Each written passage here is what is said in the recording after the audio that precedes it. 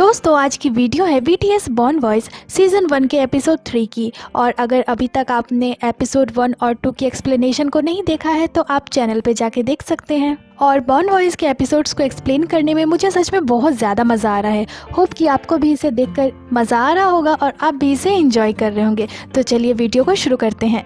तो दोस्तों जैसा कि अभी तक हमने एपिसोड 1 और 2 में देखा कि BTS मेंबर्स नॉर्वे के बर्गन शहर आए हुए हैं और एपिसोड 1 में भी नहीं थे और एपिसोड 2 में शुगा नहीं थे। तो चलिए जानते हैं कहीं एपिसोड 3 में भी तो कोई मिसिंग नहीं हो गया। तो एपिसोड 3 में सभी पैकिंग करते हुए दिखते हैं। सभी लोग जल्दी उठकर अपने दिन भर के ट्रैवलिंग के लिए सामान को पैक कर रहे थे। जिमिन अपने कपड़े पैक कर रहे थे, तभी जे होप कहते हैं जिमिन तुम भी इसमें पैक हो जाओ। और सभी जोरों शोरों से पैकिंग में लगे हुए थे। तो पैकिंग के बाद सभी यहाँ से जाने के लिए तैयार थे। जिमिन हम अपने नए घर की ओर जा रहे हैं, हम कुछ भी नहीं छोड़ रहे हैं। जे होप अच्छे से देख ले कि आप लोगों ने सब कुछ ले लिया है। 1 मिनट, नामजून अपना फोन यहीं छोड़ गया है। तो जिमिन आरएम के फोन को ले लेते हैं और लास्ट में शुगा सब कुछ देखते हुए वहाँ से निकल जाते हैं। तो बर्गन में ये इनका तीसरा दिन है और जैसा कि जिमिन ने कहा था सभी यहाँ बोट राइड लेने आए थे और एक एक कर सभी शिप में चढ़ते हैं। सभी यहाँ बहुत ज्यादा एक्साइटेड थे, पर यहाँ एक प्रॉब्लम थी क्योंकि एक टेबल पे 5 ही सीट थी। तो आरएम और जिन अकेले एक साथ बैठते हैं और इधर जे होप अपने सेल्फी स्टिक को रेडी कर रहे थे पिक्चर्स लेने के लिए। इधर हमारे जंकुक भी पिक्चर ले रहे थे और फिर जिमिन उन पिक्चर्स को देखने लगते हैं। तो जंकुक कहते हैं लड़कों को अपनी सेल्फी देखने में बहुत ज्यादा समय नहीं चाहिए। जिमिन क्यों आप अपनी सेल्फीज नहीं देखते क्या? तो वी कहते हैं मैन अपनी सेल्फीज नहीं देखते शुगा, मैं एक मैन हूँ।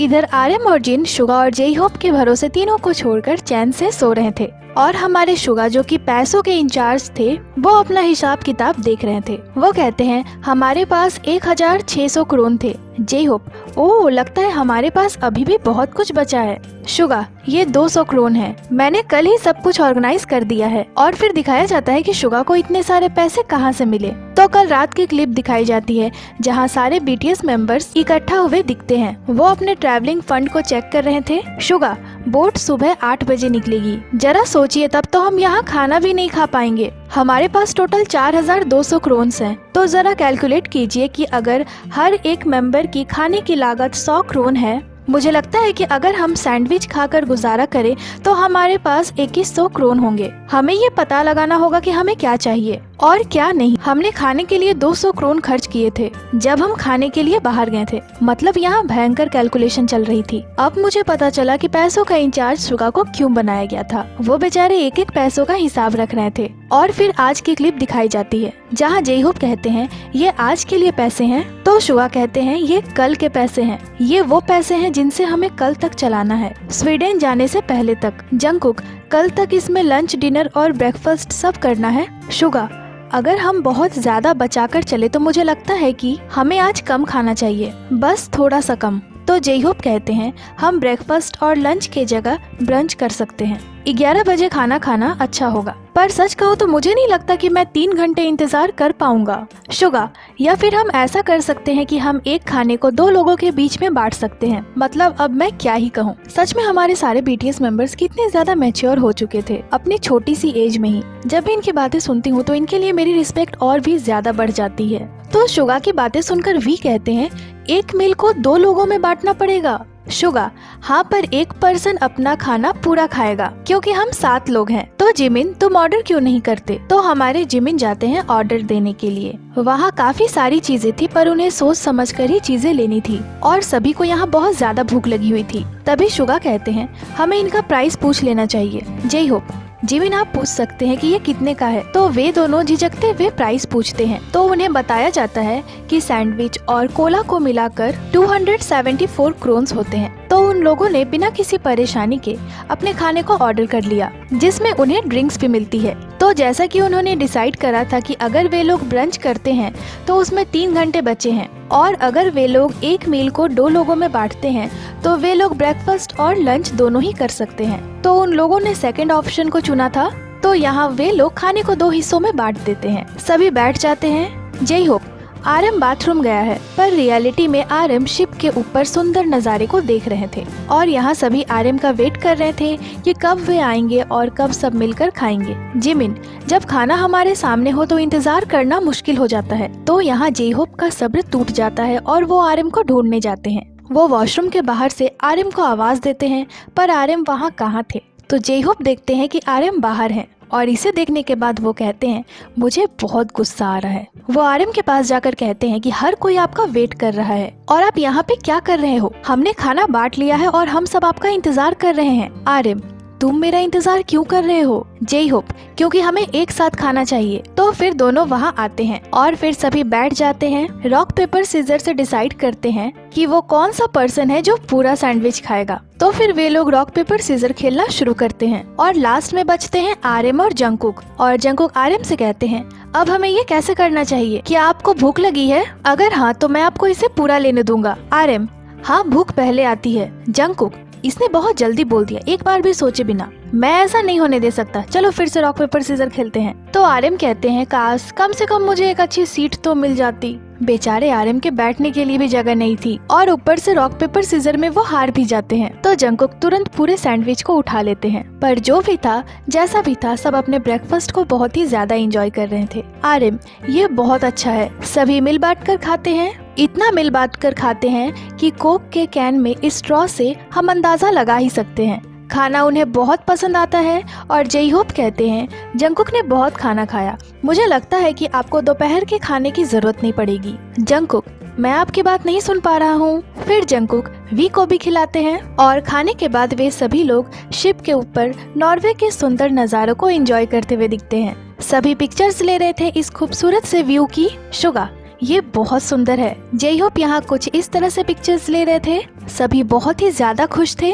जिन, ये कुछ ऐसा है जैसे आप अपने कंप्यूटर पे किसी जगह की पिक्चर्स देखते हैं और फिर देखते हैं कि रियल लाइफ में वो कितना ज्यादा सुंदर है। मैं तो सोने जाना चाहता हूँ। आर्यन कहते हैं मैं तो अपना लाइफ वहाँ बिताना चाहता हूँ। जे-होप, ये कुछ Lords of the Ring movie जैसा नहीं है? आर्यन, ये जगह बहुत खूबसूरत है। आर्यन कहते हैं मैं इसकी खूबसूरती में इतना खो गया हूँ कि मैं यहाँ एक विला बनाना चाहता हूँ और यहीं रहना चाहता हूँ। जे-होप, ये सच में अमेजिंग है। तभी जंगकुक दौड़ते हुए आते हैं, मुझे एक पिक्चर लेनी है। वाह, यहाँ रहना अमेजिंग होगा। जंगकुक इनमें से एक भी मोमेंट को मिस नहीं करना चाहते थे जो भी उनकी आंखों के सामने था अभी। फिर वे लोग वापस आकर बैठ जाते हैं। जंगकुक सभी को उन पिक्चर्स को दिखाते हैं जो भी उन्होंने ली थी और फिर 5 घंटे की उनकी ये यात्रा यहीं खत्म हो जाती है और वे लोग एक छोटे से गांव में पहुंचते हैं जो कि बहुत ही ज्यादा सुंदर था। जे-होप, आइए यहाँ एक ग्रुप पिक्चर लेते हैं और जंगकुक एक लेडी को बताते हैं कि हमारी पिक्चर्स ले दीजिए। वो उन्हें इशारे में बताते हैं तो वो लेडी समझ जाती है और सभी जल्दी से पोज देते हैं और पिक्चर्स क्लिक करवाते हैं। शुगा,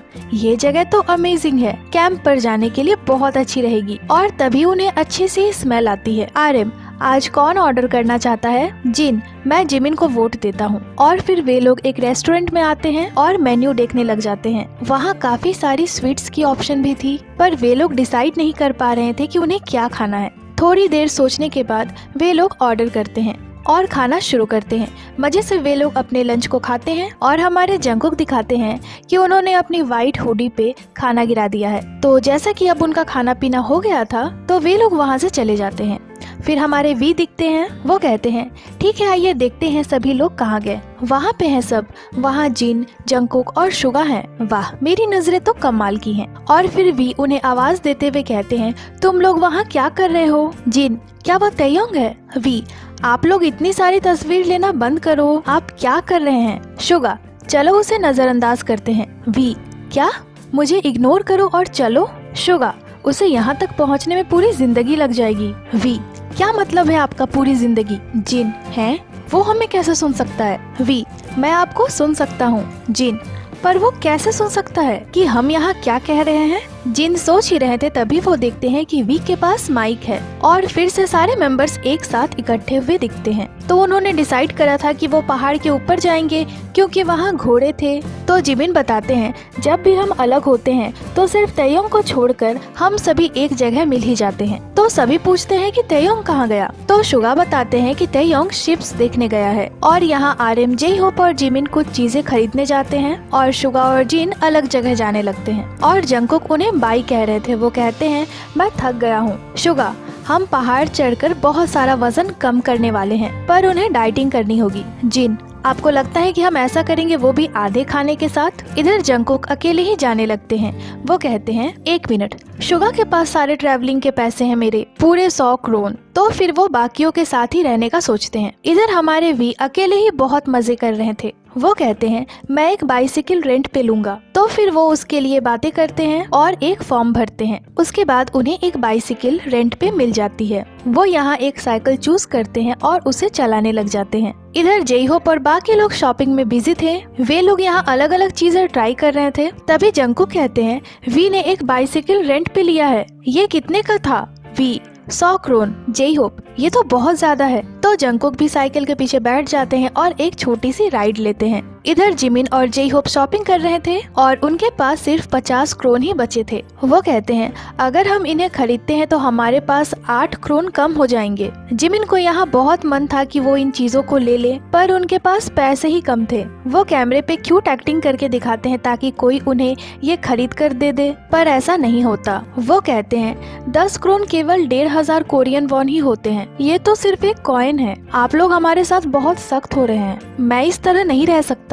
तो स्टाफ कहते हैं हमें माफ कीजिए, पर रूल्स तो रूल्स हैं। जिमिन हाँ बिल्कुल। फिर जेहोप जिमिन को लेकर जाने लगते हैं। जिमिन का मूड पूरा खराब हो गया था यहाँ पे। वो जेहोप से कहते हैं क्या आपको ऐसा नहीं लगता कि इतनी दूर आकर हमें यादों के तौर पे कुछ चीजें खरीदनी चाहिए? जेहोप हाँ, पर उन्हें कुछ भी खरीदने को नहीं मिला। जिमिन बेचारे बहुत मेहनत कर रहे थे। वो बहुत कुछ करते हैं कैमरे के सामने, तब जाकर स्टाफ कहते हैं ठीक है, और फाइनली जिमिन एक सामान खरीद पाते हैं। फिर वे लोग यहाँ से जाने लगते हैं। आरएम यहाँ जिमिन की रिंग्स को देख रहे थे।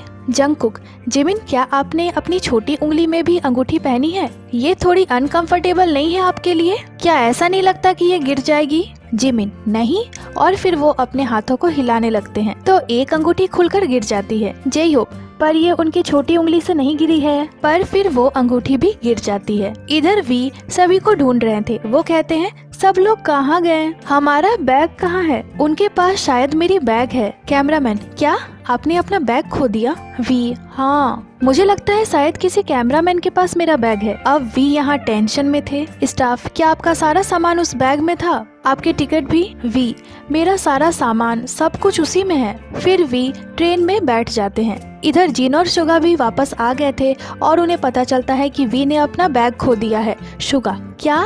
वी बताते हैं जहाँ हम बर्गर खा रहे थे शायद मेरी बैग वहीं छूटी है और अब यहाँ से जाने का वक्त भी हो रहा था। वी मुझे लगता है कि हमें अभी यहाँ रुकना चाहिए। जंगकुक हम चीजें क्यों छोड़ते रहते हैं? सभी कहते हैं अगर आपके पास पासपोर्ट नहीं है तो फिर आप बॉर्डर पार नहीं जा सकते। आप यूरोप में घूम सकते हैं लेकिन आप कोरिया के लिए फ्लाइट नहीं ले सकते। तभी प्रोड्यूसर क्रू में से एक आरएम को बुलाता है और फिर यहाँ आरएम को बताया जाता है कि प्रोड्यूसर क्रू ने ही वी के बैग को छुपा दिया है, तो अभी आपको एम्बेसी को फोन करने का नाटक करना होगा। ठीक है अब जाइए। आरएम वापस आ जाते हैं और एक्टिंग शुरू कर देते हैं और माहौल को और ज्यादा टेंशन भरा बना देते हैं। वी की हालत पूरी खराब हो रही थी यहाँ आरएम की बातें सुनकर। आरएम हम वी के पासपोर्ट को ले सकते हैं लेकिन हमें शाम 7 बजे तक वहाँ पहुँचना होगा। तभी वी को बुलाया जाता है और यहाँ आरएम सभी को बताते हैं कि वहाँ क्या हो रहा है। जिन क्या तुम उसके साथ ऐसा क्यों कर रहे हो? शुगा भी यही कहते हैं। तभी भी आ जाते हैं। इधर आरएम इंग्लिश में कन्वर्सेशन शुरू कर देते हैं। आरएम हम कल बॉर्डर पार जाने वाले हैं और अगर उसके पास पासपोर्ट नहीं होगा तो वो उसे बॉर्डर पार जाने नहीं देंगे। जिमिन हमारे पास 2 रास्ते हैं, वी के साथ रहे या वी को छोड़ दे और ट्रेवल जारी रखे, लेकिन उसे पीछे छोड़ना बेकार होगा। जिन हमें वी को छोड़ देना चाहिए और ट्रेवल जारी रखना चाहिए। कम से कम 6 लोग तो आगे बढ़ ही सकते हैं। वी यहाँ सभी के बातों को सुन रहे थे। तभी शुगा सभी को शांत करते हुए कहते हैं हमारे पास अभी भी 1 घंटा है, इसलिए चलिए वेट करते हैं। और तभी शुगा को हंसी आ जाती है। आरएम हमें एंजॉय करना चाहिए, क्या ये व्यू मजेदार नहीं है? शुगा हाँ ये सुंदर है। जिन देखो लड़ने से कुछ नहीं होने वाला। जंगकुक चलो शूटिंग पे वापस आ जाते हैं। तयंग तुम क्या करने वाले हो? वी मुझे तो कुछ भी अच्छा नहीं लग रहा। जिन फिर आप इस शूटिंग को जारी नहीं रखना चाहते? वी क्या आप सब शूटिंग करना चाहते हैं? जिन हम कह रहे हैं कि हमें इस बारे में भूल जाना चाहिए और शूटिंग को जारी रखना चाहिए। वी मैं कहना चाहता हूँ कि आप सब मुझे बहुत बुरा फील करा रहे हैं। जिन अगर तुम्हारा बैग खो गया है तो तुम हम पर क्यों गुस्सा हो रहे हो? और वी यहाँ चिल्लाते हैं तो आप क्या चाहते हैं कि मैं घर चला जाऊँ? जिन हाँ जाओ। वी मैं जा रहा हूँ। जिन ठीक है ट्रेन से उतर जाओ। We okay have a nice trip. और वी वहाँ से उठकर जाने लगते हैं और सभी यहाँ हंस रहे थे। तभी वी क्रू मेंबर से अपना बैग लेते हैं और जिन के पास आकर कहते हैं मैं वापस आ गया। जिन कॉन्ग्रेचुलेशंस। मतलब यहाँ वी के साथ प्रैंक नहीं हो रहा था बल्कि वी बाकियों के साथ प्रैंक कर रहे थे। जंगकुक जैसे ही वी ने ऐसे बातें करना शुरू किया मैं समझ गया था कि उन्हें पता है और वी के बैग का एक्ट यहीं खत्म होता है। तो वी को 10 मिनट पहले ही पता चला था इसके बारे में और पहले की क्लिप दिखाई जाती है जहाँ वी अपने सीट से उठकर जाते हैं और वी के जाने के बाद मेंबर्स इस नाटक को एंजॉय कर रहे थे और वी एक क्रू मेंबर के पास आते हैं। वी क्या यहाँ कोई हिडन कैमरा है? सच कहूँ तो इतना सीरियस होने का एक्ट करना बहुत मुश्किल है। मेरी आंखें ऐसे ही बड़ी नहीं है, मैं वहाँ सब कुछ देख सकता हूँ जो भी वे कर रहे हैं। आरएम ने ओवर एक्टिंग करना शुरू कर दिया है। सिर्फ जेई होप है जो ओवर रिएक्ट नहीं कर रहे हैं क्योंकि वो अपने जगह से हिल ही नहीं रहे हैं। ठीक है अब मैं चिल्लाना शुरू कर दूंगा और कहूँगा कि मैं घर जा रहा हूँ और फिर बाहर निकल जाऊंगा। तो सब कुछ ऐसे ही हुआ था। फिर अभी की क्लिप दिखाई जाती है और वी कहते हैं आप लोग एक्टिंग में बहुत खराब हैं सच में। जेई होप कहते हैं जब तक आरएम ने इंग्लिश नहीं बोला था तब तक सब ठीक था। जिमिन तुम्हें शुरू से पता था? वी हाँ मुझे पता था पर जेई होप शांत बैठने में अच्छे थे। जेई होप हाँ मैं चुपचाप बैठा रहा। शुगा आज की सीख ये है कि अगर आपको एक्टिंग नहीं आती तो आप चुपचाप बैठे रहो। जेई होप मुझे बहुत हंसी आ रही थी। वी आरएम और शुगा बाहर देख रहे थे और हंस रहे थे। तो जिमिन कहते हैं सबसे खराब एक्टर कौन था? वी आरएम था वो। और जेई होप सभी से कहते हैं आप लोग बैग कभी मत खोना क्योंकि ट्रैवल के समय अपना बैग खो देना बहुत बुरा होता है। जिमिन मुझे लगा कि वी सच में गुस्सा हो रहा है तो उस वक्त मुझे बहुत गुस्सा आने लगा था। जेई होप मुझे भी। जिमिन मैं तो बस कहने वाला था, क्या तुम पागल हो गए हो? जंगकुक जैसे ही वी ने बात करना शुरू किया मुझे पता चल गया कि वो जानते हैं। जेई होप मैंने उसका फेस नहीं देखा था तो मुझे नहीं पता चला था। और फिर वे लोग बाहर की व्यू देखने लग जाते हैं जो कि बहुत ही ज्यादा सुंदर थी। आरएम चलो व्यू एंजॉय करते हैं। जिमिन हाँ हमने पागलों जैसी एक्टिंग करने में बहुत एनर्जी खर्च कर दी। जिन वी के साथ हुई ये बहस हमारी अभी तक की सबसे मजेदार बहस रही। और फिर सभी ट्रेन से बाहर उतरते हैं क्योंकि हमेशा की ही तरह यहाँ की व्यू भी कमाल की थी। वी यहाँ झरने के सामने सोलो पिक्चर लेते हुए सभी को हटा रहे थे। यहाँ हर कोई एक दूसरे से अपनी पिक्चर लेने को बोल रहा था। वी जिमिन की पिक्चर ले देते हैं और फिर जंगकुक शुगा की पिक्चर ले देते हैं। फिर सभी लोग ग्रुप पिक्चर्स भी लेते हैं। सभी यहाँ की एक भी मोमेंट को मिस नहीं करना चाहते थे। वी जब व्यू इतनी ज्यादा सुंदर हो तो आपको बहुत सारी पिक्चर लेनी चाहिए। आरएम बताते हैं ये एक ऐसा जगह है जहाँ हमेशा बर्फ रहती है। और फिर जिमिन वापस ट्रेन में जाते हैं।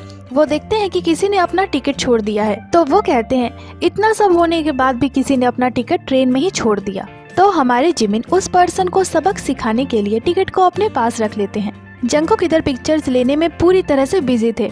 जिमिन अपने कैमरामैन से पूछते हैं आपको क्या लगता है कि ये किसकी टिकट हो सकती है? तभी वे देखते हैं कि आरएम ट्रेन से उतर रहे हैं। तो जिमिन सोचते हैं चलो कोई नहीं आरएम को उनका टिकट दे देते हैं। वो आरएम के पास आते हैं। आरएम अभी भी टिकट ही ढूंढ रहे थे तो जिमिन बताते हैं कि वो टिकट मेरे पास है और हम कुछ करने वाले थे पर नहीं करेंगे। आरएम मैं सोच रहा था कि किसी ने इसे उठाया होगा फिर भी मैं इसे लेने के लिए वापस आया। जिमिन अरे कम से कम मुझे थैंक यू तो बोलो। RM thank you. जिमिन मैं चाहता तो इसका इस्तेमाल आपके खिलाफ कर सकता था। और फिर सभी ट्रेन में बैठ जाते हैं। आरएम बताते हैं हम वापस जा रहे हैं और इधर वी थक कर सो रहे थे। वो कहते हैं मुझे पिक्चर्स लेना पसंद है, इस तरह के जगहों पर मैं जितना चाहूँ उतना पिक्चर्स ले सकता हूँ। और वी सो जाते हैं। हमारे जेई होप को यहाँ कोरियन फूड की बहुत ज्यादा याद आ रही थी। जिमिन मुझे किमची फ्राइड राइस बहुत पसंद है। वो किमची को बहुत ज्यादा मिस कर रहे थे। और फिर वे लोग बर्गन शहर वापस आ जाते हैं। उन लोगों को अभी कुछ खाना था तो वो तय करते हैं कि वो कुछ कोरियन फूड पकाएंगे और वे लोग उसकी शॉपिंग करने जाते हैं। अपने जरूरतों की सामान खरीदते हैं। फिर वे लोग एक जगह पे आते हैं और कुकिंग में लग जाते हैं। जिन और शुगा यहाँ कुकिंग कर रहे थे। जिमिन चलिए उन लोगों से मिलते हैं जिन्हें खाना बनाना नहीं आता। तो पहले थे आरएम। वो कहते हैं ऐसा नहीं है कि मैं खाना नहीं बनाता, अगर मैं खाना बनाता हूँ तो कुछ गड़बड़ कर देता हूँ। और दूसरे थे वी।